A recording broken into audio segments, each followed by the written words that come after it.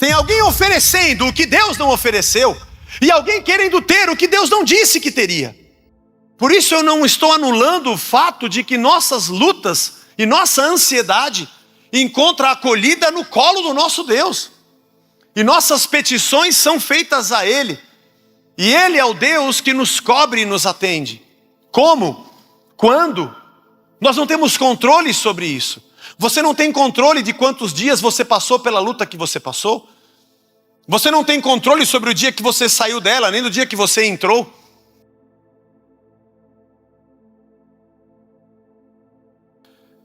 Nós sempre estamos olhando e sonhando com alguma coisa.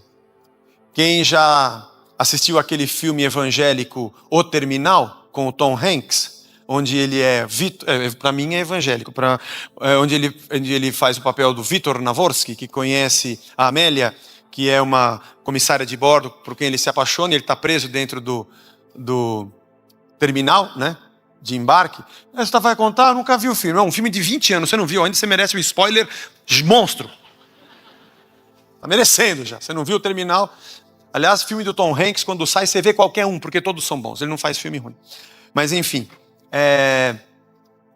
E ela pergunta, mas por que você não sai daqui? O que você está esperando? Né? Até passei um dia. Teve um dia que a gente passou essa imagem aqui. E ele falou assim, todos esperaram alguma coisa. Todos nós estamos sempre na expectativa de alguma coisa. Todos nós estamos sempre esperando por algo. Algo que nos alivie, algo que nos alegre, algo que resolva nossos problemas. A gente vive sempre nessa expectativa do que vai vir.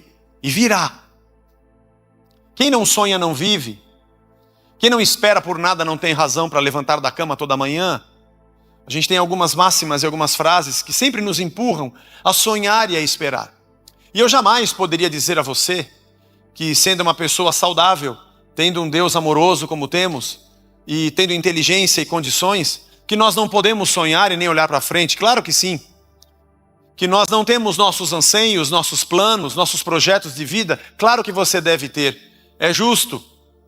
Sua carreira profissional, sua vida com a sua esposa. É óbvio que sim. Talvez a grande dúvida seja até qual página a gente vai nesse plano. O que seria uma expectativa fora do que eu deveria ter? Quantas vezes eu espero o que não deveria esperar e quantas delas eu me frustro porque eu mesmo projetei meus planos e meus sonhos? Segunda pergunta é, qual delas de verdade é um caminho de Deus para mim? E será que aquilo que eu estou de verdade esperando e sonhando é algo plausível diante da minha vocação e do propósito de Deus? A outra pergunta é o quanto a religião tem vendido e comercializado expectativas, sonhos e promessas que vão muito além daquilo que eu deveria imaginar. O quanto eu me frustro colocando na boca de Deus promessas que Ele não fez. O quanto eu me machuco por querer ouvir o que eu acho que preciso ouvir e querer que aconteça comigo o que eu quero que aconteça e sempre tendo alguém que me diz que Deus vai te dar. Qual o tamanho da tristeza e da frustração que eu carrego, sempre esperando e sendo alimentado, me machucando e me frustrando. Porque geralmente o que você espera e te foi prometido vem sempre acompanhado com um preço. Uma módica contribuição, um esforço ou um sacrifício. E que amanhã sempre nos leva a pensar, por que eu fui acreditar nisso? Mateus 20. Então se aproximou de Jesus a mulher do Zebedeu, com os seus filhos. Os filhos de Zebedeu, Tiago e João, os filhos do trovão. Jesus lhe perguntou, o que você quer? E ela respondeu, mande que no seu reino esses meus 2 filhos se assentem, um à sua direita e o outro à sua esquerda. Mamãe, em casa, o Tiago e o João estavam sempre para lá e para cá com Jesus, andando, viajando, tal. Um dia eles tiveram uma folga, Jesus falou assim, tem um day off hoje, vocês podem ir em casa tomar um café com a mamãe. Não sei se foi isso que aconteceu, mas pode ser. Ela falou, ai, como vocês estão magros. E aí, como é que está sendo? Eu tenho ouvido notícias do que ele tem feito, as curas, como é que não é, e aí vai. E a mamãe perguntou, como é que vai ser amanhã? Ele é rei mesmo?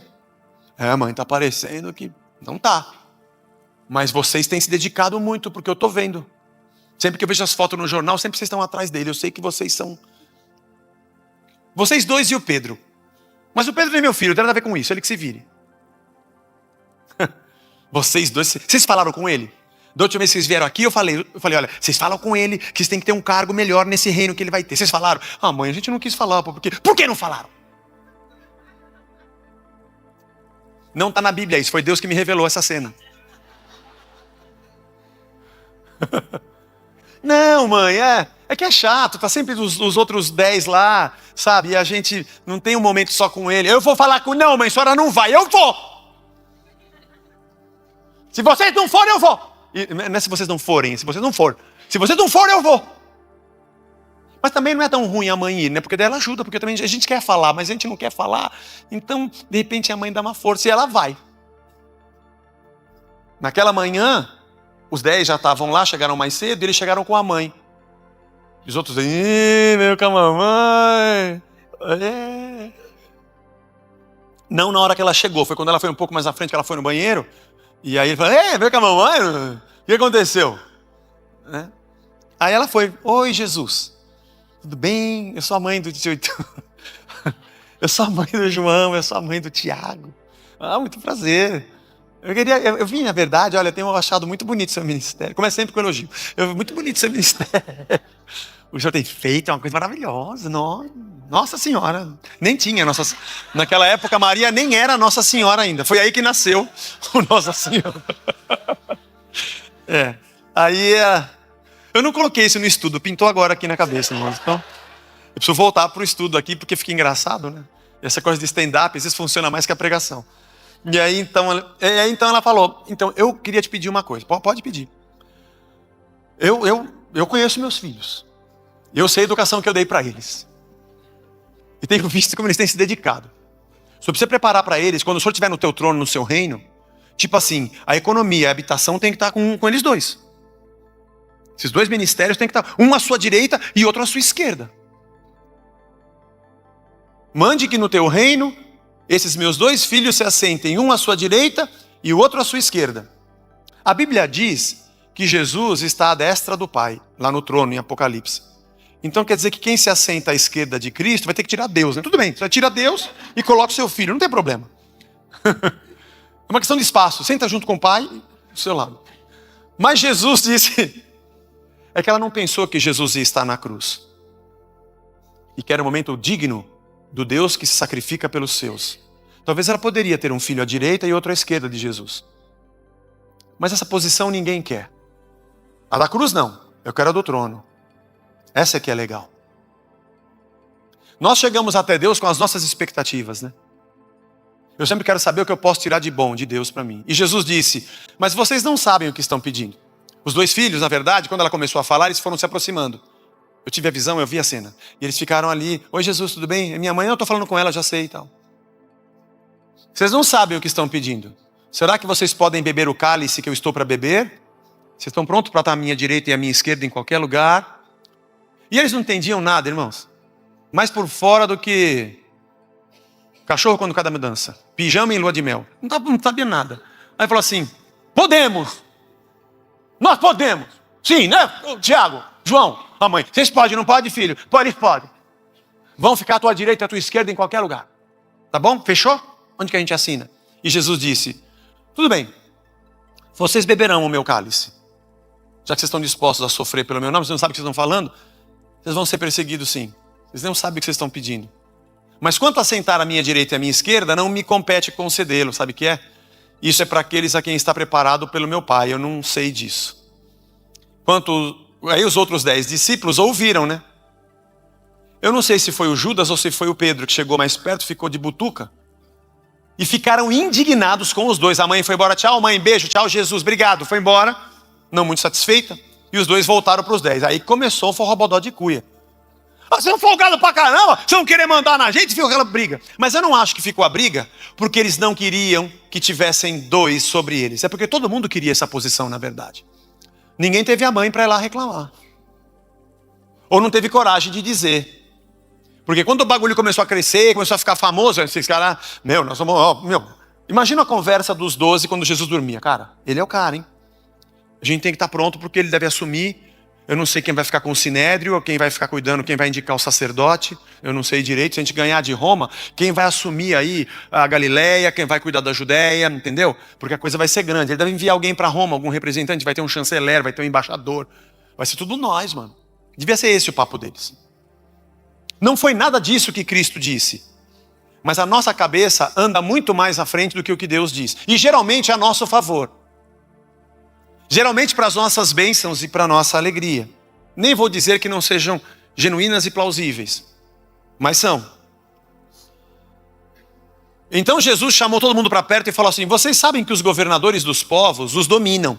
E que os maiorais exercem autoridade sobre eles. Mas entre vocês não será assim. Pelo contrário.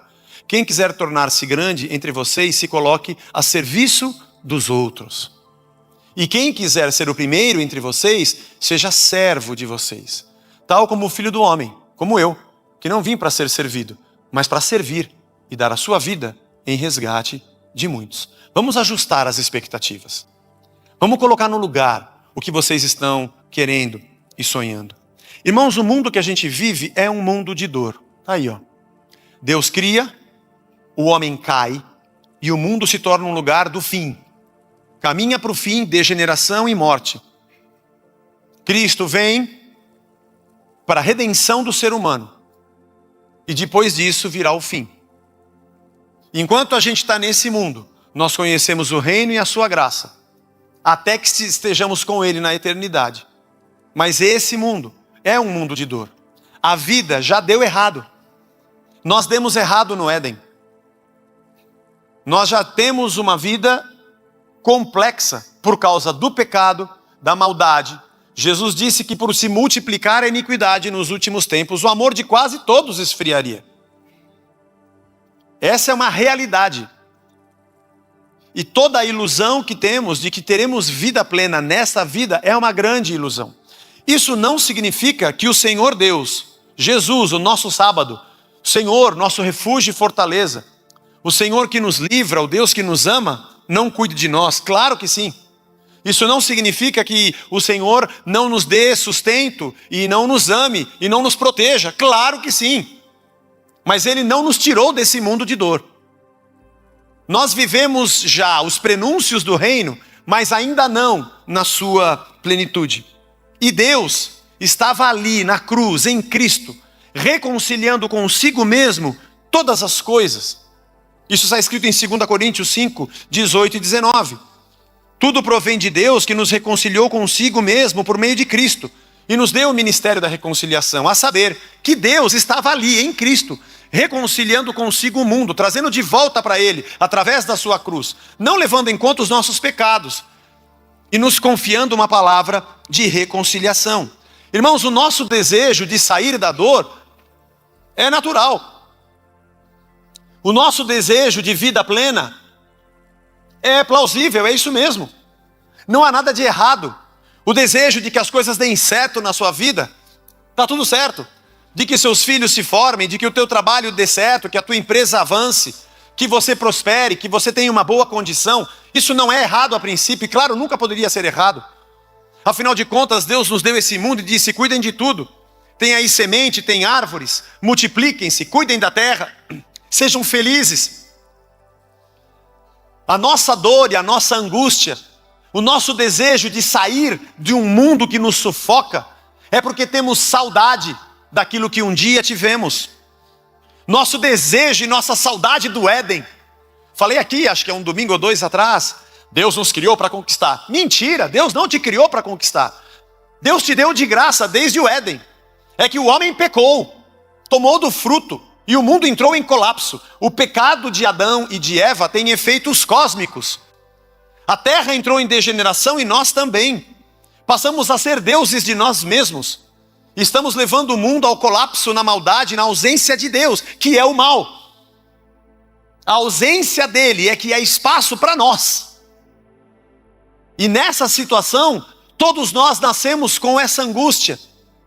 o objetivo e o ideal de vida de verdade.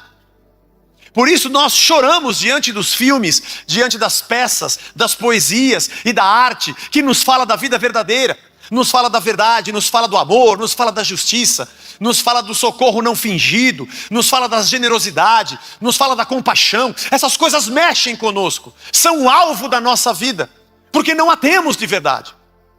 Porque temos saudade daquilo que perdemos, porque sentimos falta daquilo que fomos feitos para viver, do propósito da nossa vida. Em Romanos, no capítulo 8, verso 19, diz que há uma ardente expectativa, a criação aguarda a revelação dos filhos de Deus. A natureza está gemendo. As árvores, os rios poluídos, as crianças maltratadas sem escola, as barragens que se abrem e destroem vidas, o sistema, a nossa camada de ozônio que se desfaz, nossas fontes renováveis que daqui a pouco não se renovam mais. A natureza geme por causa dos filhos de Deus, pois a criação está sujeita à vaidade, ela está sujeita ao homem e ao seu pecado. Não por sua própria vontade, não foi a natureza que escolheu isso, mas por causa daquele que a sujeitou, nós. Na esperança de que a própria criação será libertada do cativeiro da corrupção que nós fazemos. Somos nós que vendemos a terra, somos nós que exploramos o próximo, somos nós que exploramos a vida. Ela quer ser liberta do cativeiro da corrupção para a liberdade da glória dos filhos de Deus, os que são de verdade filhos de Deus. Porque sabemos que toda a criação a um só tempo geme e suporta angústias até agora. E não somente ela, mas também nós, que temos as primícias do Espírito, igualmente nós também gememos. Nós estamos gemendo no nosso íntimo, aguardando a adoção de filhos e a redenção do nosso corpo. É natural que eu e você, ao entrarmos por essa porta, levantemos as nossas mãos para dizer: Deus, tem misericórdia de mim. E enquanto Jesus passeava por Jerusalém, pela Judéia, pela Galileia, centenas e milhares de pessoas diziam: Deus, tem misericórdia de mim. Por inúmeras situações, de gente exausta, aflita, cansada, como ovelha que não tem pastor, vivendo uma vida que não foi criada para viver, mas subjugada a essa vida por causa do pecado. Eu e você estamos gemendo. Gememos para o nosso esposo, para a nossa esposa, para o nosso patrão, para o nosso filho. Gememos para esse mundo esperando quando as coisas de Deus que foram criadas de verdade vão se manifestar. Mas o nosso próprio pecado nos colocou nessa situação. É por isso que quando entregamos a vida a Cristo e quando passamos a segui-lo, Ele nos propõe uma metanoia, uma mudança de pensamento. É por isso que a partir de Cristo em nós, entendendo o propósito de Deus na humanidade, de salvar a humanidade, Deus tem um propósito, salvar o homem. Alguém me diz assim: Deus tem propósito na minha vida? Eu costumo dizer assim: eu não sei. Eu sei que Ele tem um propósito na humanidade. E Ele nos deu vocações para que dentro do seu propósito nós possamos cumprir o nosso papel. Para que dentro da sua missão nós tenhamos a nossa submissão. E nós desempenhemos o nosso papel. E é nessa vida do reino que Deus se manifesta a nós. E é aqui que nós o conhecemos. É aqui que nós nos submetemos a Ele. É aqui que nós crescemos. É aqui que somos transformados a cada dia, de glória em glória, pelo Espírito, que nos faz parecermos com Cristo a cada dia. Aqui entendemos a nossa missão. Por isso a igreja, ela vive de uma maneira, a comunidade cristã, ela diz para esse mundo que existe um outro jeito de se viver. Existe um outro jeito de se educar. Existe um outro jeito de tratarmos o nosso ecossistema. Conversa sobre decisões ecológicas deveria partir de nós, porque nós entendemos o que Deus nos deu desde a criação. Irmão, você recolhe lixo selecionado na sua casa? Você deveria ser o primeiro a fazer isso. Nós temos os 4 tambores lá, a gente sempre recolhe o lixo separado. Você deveria separar o que é reciclável, do que é orgânico. Nós deveríamos ser os primeiros. Aí isso é besteira. Besteira se você não conhece o Gênesis. Rasga o Gênesis da sua Bíblia.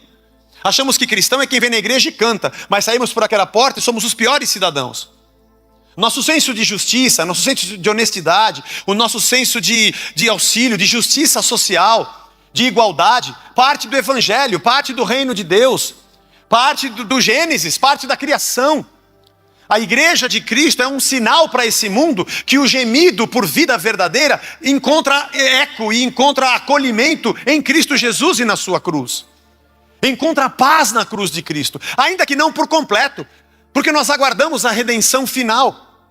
Mas o nosso problema é que nós somos engolidos por campanhas, pelo comércio do sagrado, nós nos cercamos de mestres, como diz Paulo a Timóteo na sua segunda carta no capítulo 4. Timóteo, continua pregando, porque nos últimos tempos vai ter gente que não vai conseguir ouvir a verdade, vai ter coceira no ouvido, e ele vai se cercar de mestres, para que digam o que ele quer ouvir. E nós pulamos de galho em galho, nos cercamos de mestres. Quando as coisas dão errado, queremos ouvir as promessas, queremos ouvir as falácias. Quando alguma coisa dá errado, o líder vai dizer que é você que não teve fé, ou você que faltou na campanha, ou você que não deu o dinheiro que devia dar. A culpa dele está sobre você. E você vai dizer que o culpado é ele que não tem unção, a igreja que não tem poder, ou essa campanha que não funciona. Na verdade, quem está à frente da multidão quer um resultado. E se você não fizer, você tem que fazer. Mas quem está sentado também quer um resultado. Se você não me der, eu procuro outra igreja e outro ungido. A verdade é que nenhum dos dois, ou ninguém na multidão está preocupado em dizer: Senhor, o que o Senhor quer? Tem alguém vendendo o que não se pode comprar, e tem alguém comprando o que não se consegue vender. Tem alguém oferecendo o que Deus não ofereceu, e alguém querendo ter o que Deus não disse que teria. Por isso eu não estou anulando o fato de que nossas lutas e nossa ansiedade encontra acolhida no colo do nosso Deus. E nossas petições são feitas a Ele. E Ele é o Deus que nos cobre e nos atende. Como? Quando? Nós não temos controle sobre isso. Você não tem controle de quantos dias você passou pela luta que você passou. Você não tem controle sobre o dia que você saiu dela, nem do dia que você entrou. Você sabe que continua dependendo do Senhor e crendo nele. E que o mais importante não é se eu passo ou não passo por luta. O mais importante é saber se Deus está ou não está comigo. E assim nós vamos vivendo nossas expectativas. 1 Coríntios capítulo 15, versículo 25 e 26. Convém que ele reine, até que haja posto todos os inimigos debaixo dos pés. E o último inimigo a ser destruído é a morte. Falando sobre Cristo, ele vai reinar. E vai colocar todos os inimigos debaixo dos seus pés, até que ele enfrente o último, que foi a sua morte, e venceu com a sua ressurreição. Trazendo isso para o nosso dia a dia, eu acho que na nossa jornada, nós enfrentamos muitos inimigos. E essa é a jornada de enfrentarmos dores e dificuldades. Mas você vai enfrentar o último, relaxa. O último inimigo é a morte. A ser vencida. Com a nossa ressurreição na eternidade. Por isso, nós entendemos que já temos o reino. Ainda não, mas já temos. Ainda não na sua plenitude. Por isso que olhar para essa vida é descobrir que não são minhas expectativas atendidas que me farão feliz, mas a compreensão do que Deus tem proposto para nós como jornada. Porque não pode ser possível que alguém que queira ser missionário num país que passa fome. Eu tenho recebido notícias de irmãos nossos, missionários, da Junta de Missões Mundiais da Igreja Batista, que estão lá em Moçambique, com aquele acidente do tornado, devastou o país. O pastor Antônio Carlos Costa está na África, eu tenho visto notícias. Existe alegria no sofrimento? Interessante que tem gente correndo para dentro do sofrimento. Tem gente deixando o seu conforto para ir para esses lugares. E se você perguntar para essa pessoa se ela é feliz, ela vai dizer sim. Porque é aqui que Deus me quer. Aí você vai dizer para ela: não, Deus te quer numa casa com muitos cômodos, fazendo viagens internacionais. Ela vai dizer: não, isso não me faz feliz. Porque a minha comida e a minha bebida é fazer a vontade do Pai que está no céu e realizar a sua obra. Porque Jesus teve a sua verdadeira alegria ao deixar a sua glória para ser um sacrifício que nos trouxe vida. Irmãos, estamos prontos para sofrer? Bom, eu não sei se você está, mas você vai, porque essa é a vida de sofrimento. Mas você não vai ter a cobertura da sua tristeza com expectativas não fundamentadas. Há um ditado que diz que de ilusão também se vive. E nós vivemos na ilusão de ser feliz. sendo que a verdadeira felicidade nessa terra talvez também não exista. É por isso que o apóstolo Paulo vai dizer que eu aprendi a viver contente em toda e qualquer situação. Eu não vou entrar por essa avenida, porque o contentamento e a satisfação são temas da semana que vem. Aí eu pergunto a você, será que a minha alegria está exatamente nas coisas que eu quero ou a alegria está nas coisas que Deus quer? Você vai me dizer, Zé, você está querendo dizer que eu não posso pedir a Deus o que eu preciso? Eu vou dizer para você, não, jamais. Ele é o nosso Pai. E é o nosso Pai que a gente pede. O problema é quando nós queremos governar o nosso Pai. E nós achamos que nós temos o poder de dizer a Ele o que Ele deve ou não fazer por nós. E nos irritamos e procuramos culpados quando a coisa não acontece. E não estamos prontos para viver a jornada da vida, aonde Deus nos ensina, nos percalços, nos caminhos aplainados ou nos terrenos mais arenosos ou rochosos. É quando a gente se dispõe a viver a vida que Deus nos propôs, de peito aberto. Você já percebeu que nossa esperança sempre tem a ver com as coisas que nós queremos? Interessante isso. Do que você tem esperança? Aí nós contamos toda a nossa vida. Eu espero que isso aconteça, aquilo. Sempre a nossa esperança está em fatos que nós desejamos.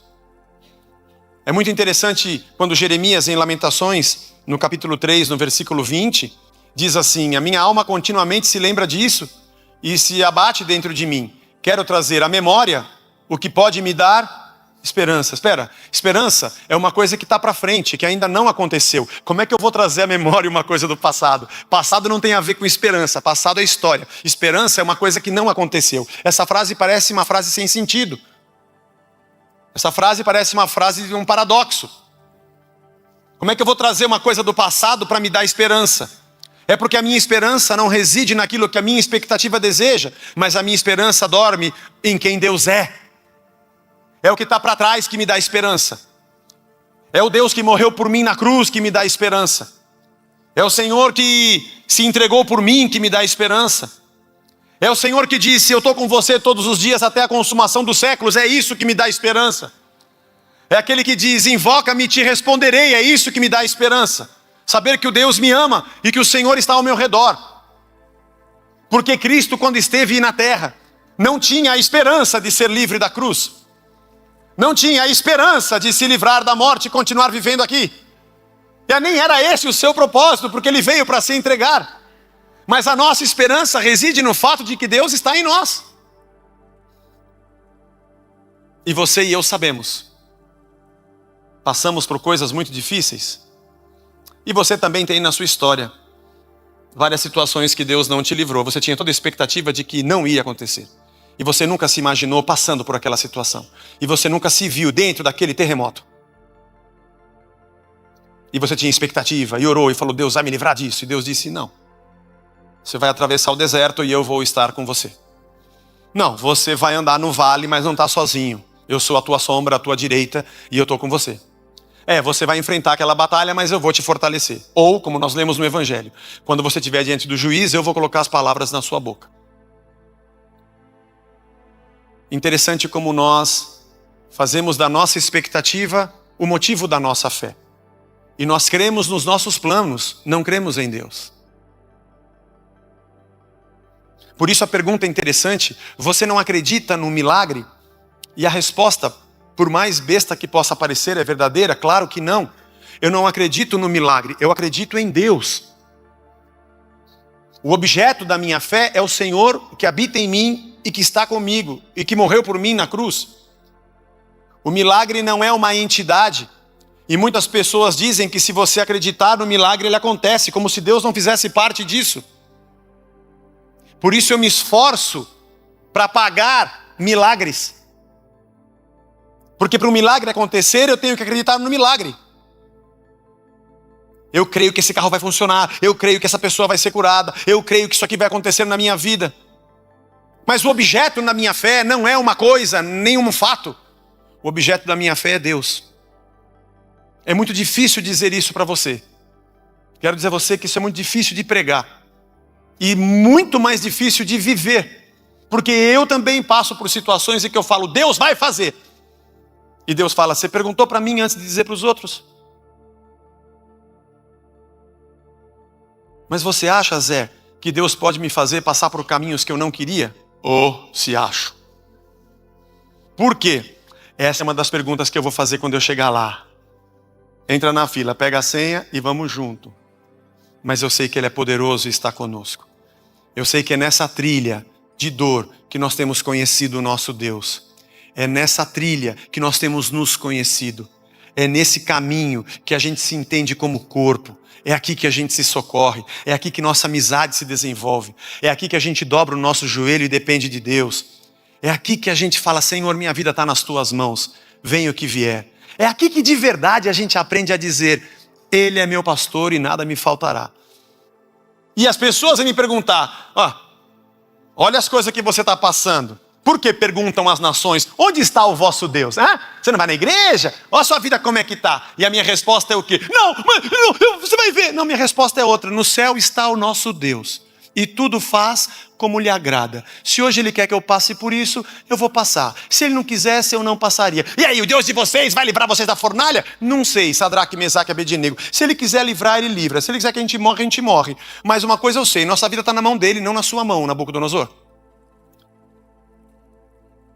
Mas o teu Deus vai dar o dinheiro que você precisa? Eu não sei, eu creio que eu tenho Deus. Pode ser que Ele me dê o dinheiro, pode ser que Ele me faça viver sem o dinheiro, pode ser que caia do céu alguma coisa, pode ser que Ele me livre. A verdade é que eu estou na mão dEle, eu não estou na mão de um milagre.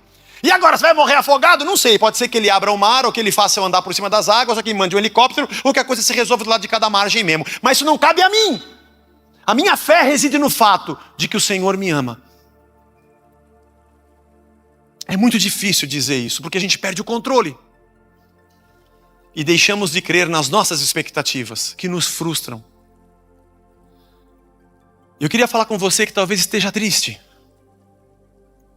Porque o que você queria tanto tempo e você espera ainda não aconteceu. E olha que você já fez todas as boas cumbas possíveis, não é?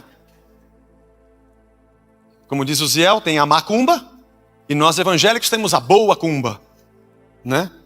A gente canta, dá uma oferta especial, sapateia, recebe unção, faz a campanha, não quebra a corrente, e Deus no fim, pega o seu pacote no balcão. E você já fez várias dessas. E tem uma coisa que você não conseguiu fazer ainda. Se transformar em Senhor e Ele virar o seu servo. Isso não tem fórmula. Mas a certeza de que Deus está conosco é a coisa mais maravilhosa que a gente tem. É a paz que excede todo o entendimento. Que no meio de uma balbúrdia, dentro de você existe paz. São os discípulos perturbados porque o mar está revolto e Jesus dorme no barco. Porque a tempestade está fora, dentro dele não há tempestade. Tinha mais tempestade dentro dos discípulos do que do lado de fora. É aquele que diz, eu estou com o Senhor. E eu queria que você nessa manhã parasse e pensasse, se de verdade você precisa exatamente disso que você acha que precisa. Se você não está triste porque os outros têm e você não. Se você queria dar uma amostra do poder de Deus para alguém e não conseguiu. Deus não está preocupado em se justificar para ninguém. Ele é teu Senhor e Ele te ama. Eu não sei se você vive nesse mercado capitalista das promessas. Onde promessas são vendidas e você vive dizendo, Deus deu essa promessa para mim. Eu não sei se você perguntou para Ele, conversou com Ele propriamente, ou se alguém te pegou uma que estava na Bíblia, rasgou do contexto, deu para você e falou, isso aqui é para você. E você pagou por ela. E agora você está decepcionado com Deus. Não se decepcione com Deus, decepcione-se com o sistema. Todos nós nascemos, vivemos, envelhecemos e morremos. E em todos esses momentos, temos a paz de Deus em nós. Mesmo na hora mais difícil. Até que, definitivamente, estejamos com Ele na eternidade. Irmão, quebra um pouco as suas expectativas. Põe um pouco o pé no chão. Pergunte para Deus se a sua vocação está mesmo encaixado na missão de Deus. Guie-se pelo propósito do eterno e não pelos teus. Faça da sua vida um instrumento de missão. Faça da sua vida um instrumento de graça para quem está ao seu redor. Tire os olhos somente das tuas situações e abra os olhos para o que Deus quer fazer. Pois o próprio apóstolo Paulo orou 3 vezes para que Deus tirasse um espinho da carne. É que ele não conhecia as igrejas de hoje. Ele ia fazer uma campanha de 52 dias e ia tirar o espinho. Ele orou só 3 vezes. O evangelho não estava tão desenvolvido naquela época. E Deus falou para ele, não. Mas Senhor, é que com esse espinho eu não vou conseguir andar. Eu poderia fazer a sua obra melhor. E Deus falou, boa ideia, mas não. E Paulo disse que aquele espinho, capítulo 12 de 2 Coríntios, depois você lê lá, estamos acabando. Ele disse que era um mensageiro de Satanás para me esbofetear todo dia da parte de Deus. Quer dizer então que Deus deixa mesmo um cara ir lá esbofetear Paulo. A gente começa a levantar muito a crista, Deus baixa a bola. E a resposta de Deus foi, Senhor, o senhor vai tirar o espinho? Ele falou, a minha graça te basta. O senhor não respondeu. Você podia falar sim, podia falar não, ou podia falar espere, e o Senhor disse, minha graça te basta. É que você acha que com esse espinho você não consegue andar porque dói e você fica fraco. Mas eu vou te mostrar que a minha graça está com você, e eu vou te fortalecer, e você vai conseguir andar com espinho e tudo. E esse espinho vai sempre te lembrar que você depende de mim, que não é pela tua força, é pela minha graça. E alguns espinhos eles continuam, para a gente sempre lembrar que há um Senhor que nos sustenta. Porque basta a coisa estar boa, que a primeira pessoa que a gente esquece é Deus. Senhor, me perdoa. Eu tenho colocado promessas na tua boca que o Senhor não fez. Tenho comprado algumas que me venderam baratinho. Peguei uma promoção, peguei 2 promessas pelo preço de uma. Era final de mês na igreja, estavam vendendo promessas mais barato. Mas uma coisa eu sei, irmãos. Deus é bom. Ele é Senhor. Ele cuida de nós. Jesus olhou aquela viúva em Naim e se compadeceu dela.